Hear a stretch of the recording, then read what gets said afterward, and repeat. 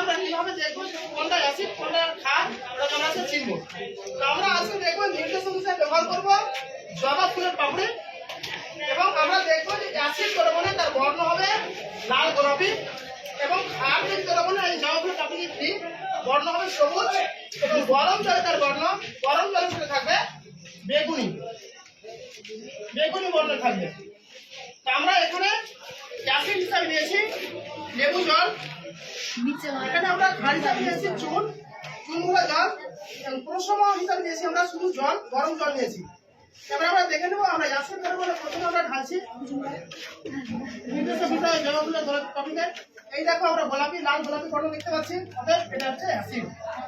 এবার আমরা যদি ক্ষার দ্রবণে এই জবা ফুলের পাপড়িকে ঢালি আমরা দেখতে পাবো, দেখো কি সুন্দর একটা খেলা। হাততালি বাজাও, হাততালি বাজাও।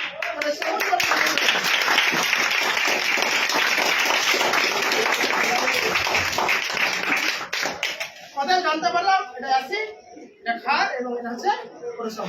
Thank you.